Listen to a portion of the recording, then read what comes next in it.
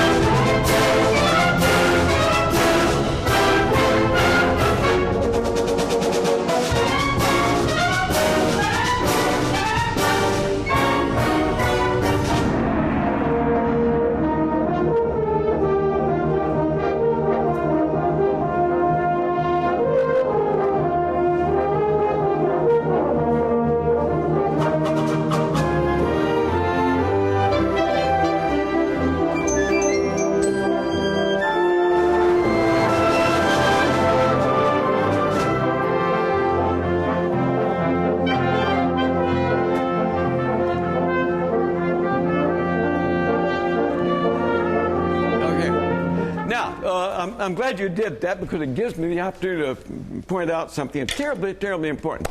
And that is how we prioritize the musical lines.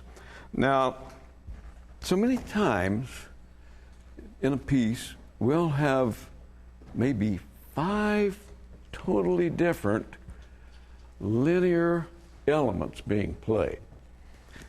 First of all, there may be a bass line, just very simple, boom, boom, bing, boom, boom, boom, boom, boom. There may be aftertime, as we just heard there. Bump, bump, bump, bump, bump, bump, bump, bump. There may be some long notes, chordal notes. There will be the melody, and perhaps above that, a little obbligato, filigree. We've got to determine, of all of those things playing, what's most important. What is it that we want to hear? And it's obviously what? The melody, of course. That's what people come to hear. That's what we want. That's the essence of the piece. So, right there, for instance, that can be way down, because that's not what's important. There is a line above that that's being played that's much, much more important. You know, this thing of determining what's the most important and what's not. One of our great, great band leaders of the somewhat now distant past, his name was Clarence Sawhill, and he was the band director at the University of Southern California. And I remember he would always tell his players, look, if you've got 5 measures of nothing but whole notes, you can probably assume that's not the melody. And that's right here. So we've got to listen to the band. Is it important that everybody in the band knows that every portion of the piece who has the melody? Absolutely. Absolutely. So we don't know. I always tell my players, listen when you know somebody else has the melody. In this case, happens to be the upper winds. If you can't hear it, play softer. If you're playing as soft as you can play and you still can't hear it, just quit playing, because we have to hear the melody. And this is one of those cases. That was a marvelous place to let that come forth, and so we can talk about that. Right there at 54, we do have exactly what I was talking about. Tuba playing on the beat. Boom, boom, boom. Same note. It's a pedal point. You have nothing but F for 8 measure. And then we have the aftertime, long notes, low breath, have the whole note that we're talking about, and then the melody in the upper wind. So let's see if we can listen for that, balance it, and ensure that the melody comes through. Right at 54, please. 54.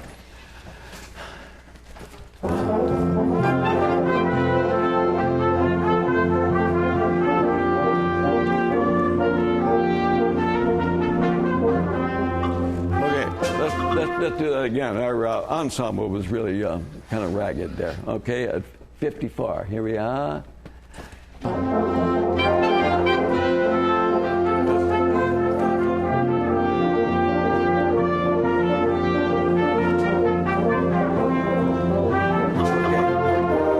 Now, do you remember what I was telling the French horns a moment ago? But they had the same melody you got right there, about when they had the long note to do what? Crescendo into the note. Remember, folks, every note in the piece is going somewhere. Music is not static. We're always moving forward. And so we must give it that excitement. It's how I always describe it as bringing the magic off the page. We take the notes, and we're so indebted, as I say, to these composers that give us all the notes, but it's up to us as conductor and the performers to really make music out of it. So that's what I want you to do.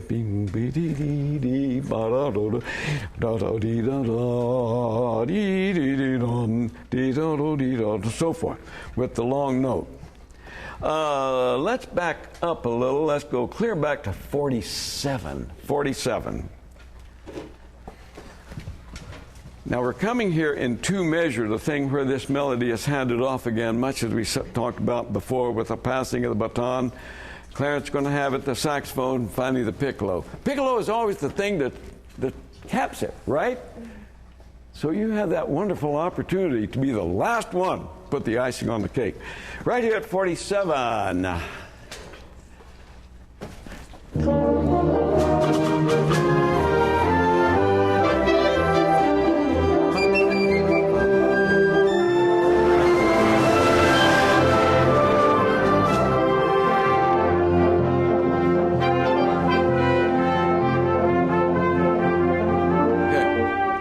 The melody right there. Could everybody hear it? Not very well. I don't want you to play louder. I want them to play softer. All of those. I want everybody to be listening for that melody right there.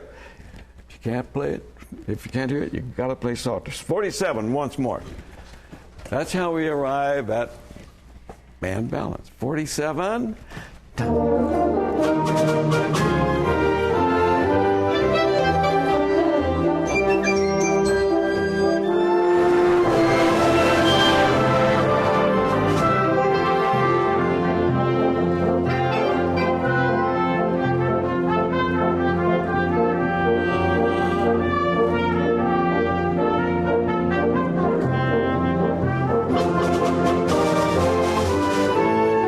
Good job.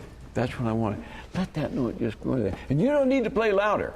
Like that. That's their responsibility to play softer. That was nice. It can still come down more. All right, we're right there, so let's go ahead. We're right at 60. Okay. Dun-ticka-da-pa-pa.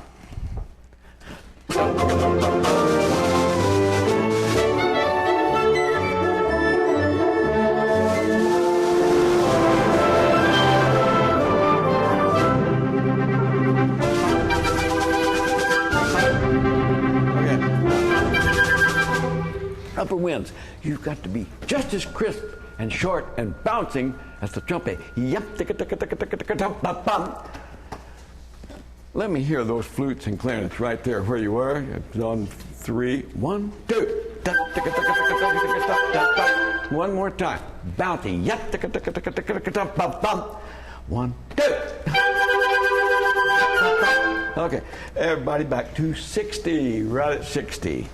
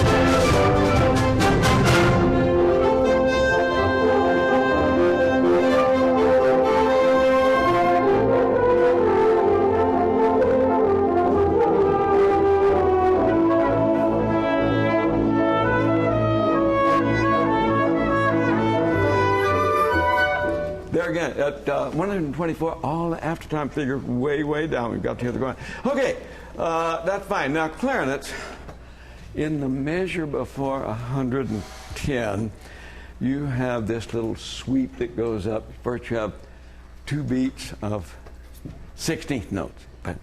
Then you have 5 tuplets, right?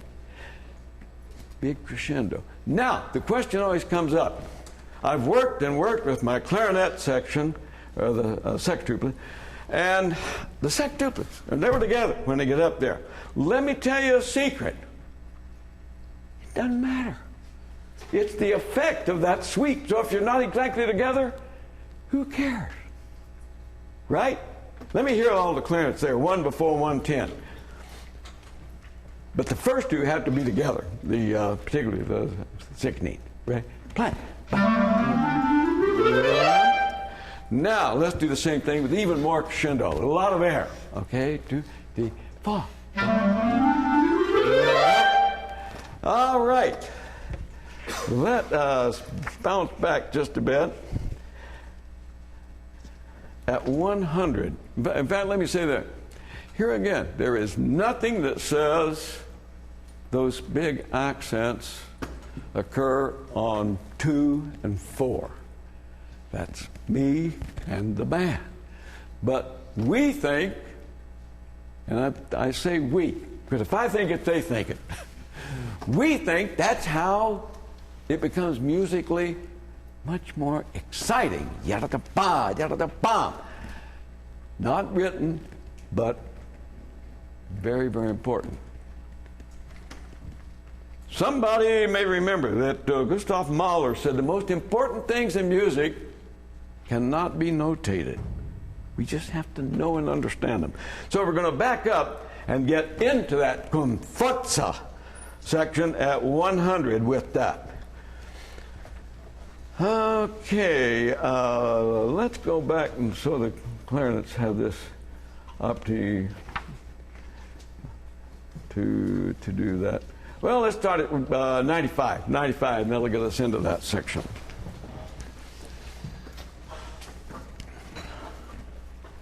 Okay, a lot of excitement here.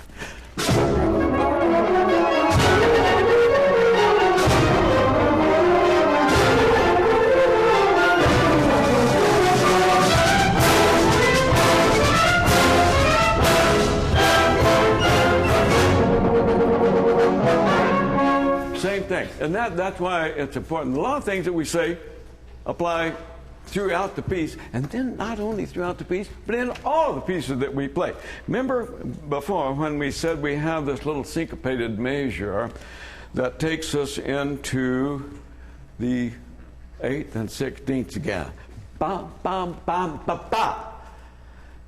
Same thing. It's not marked, but we're going to play it with the crescendo. Bam, bam, bam, ba, ba. When we come to that, that's the third measure of con forza at 100. Back to 95, please.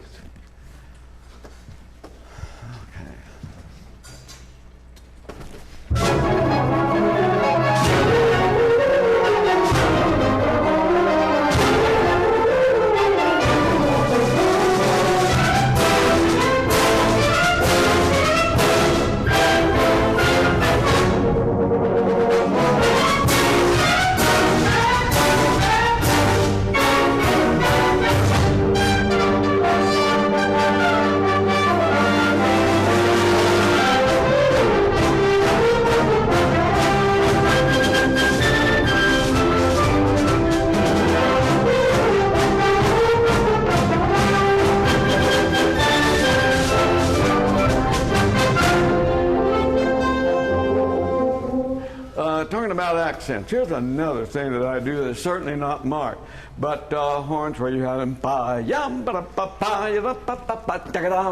I always accent that third beat, and he has sort of indicated that with those 2/16, but let's give him a little more.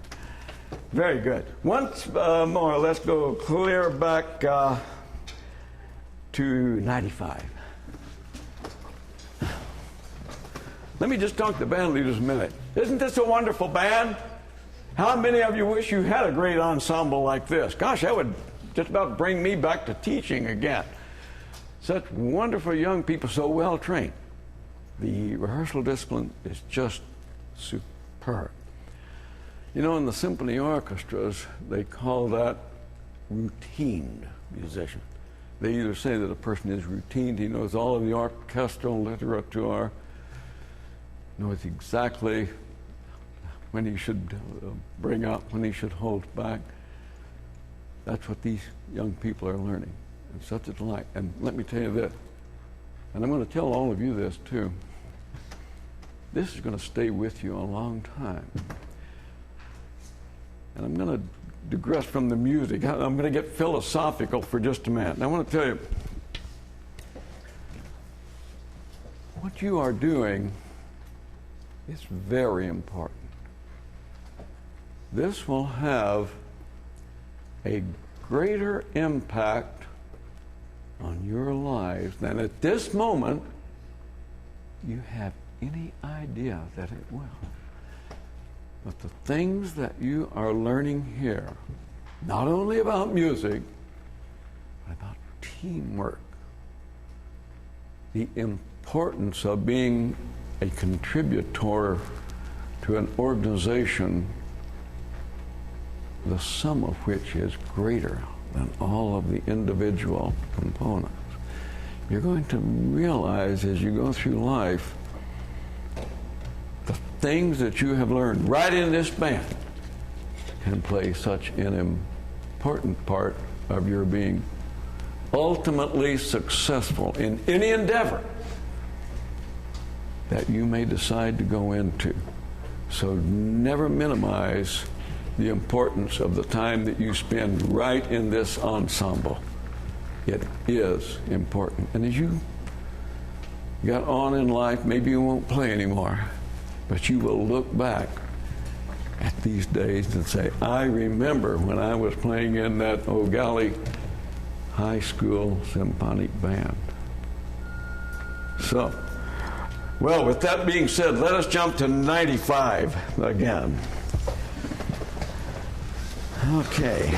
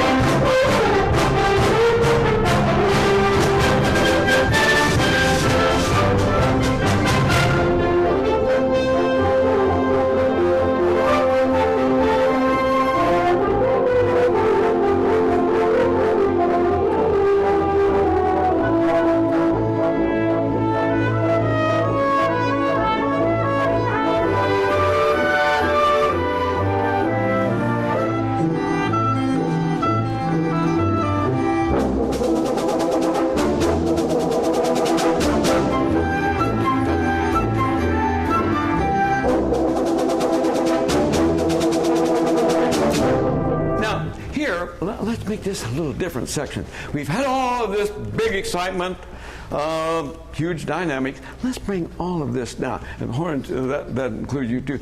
But where we have at 133, this wonderful little thing with flutes and oboe. Just make that real sophisticated and bouncing. Let me hear just the flutes and oboes at 133. Yup-ba-ba, yup-be-ba, yup-be-ba, beep-beep-bum, 2, 3, 4.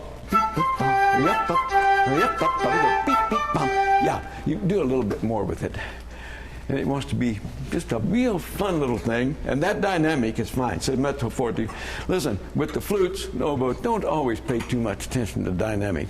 Your musical insight will tell you that you need to play stronger or usually not less. Okay, once more, right there. Ready, play. Right, now everybody, I want you to be able to hear that. And so horns, when you come in with your 8 and 16, That can be way down too. Let us begin at 118. 118.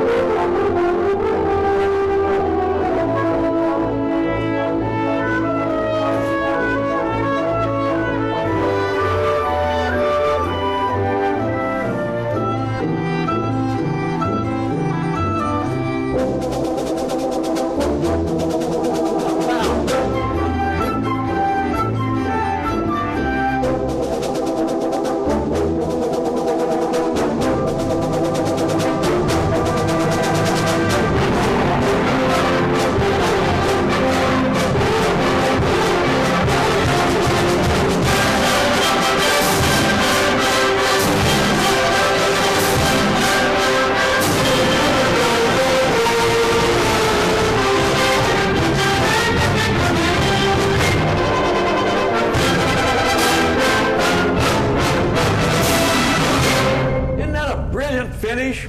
Gosh, how much fun he must have had writing that. It's a great piece, and you all do it justice.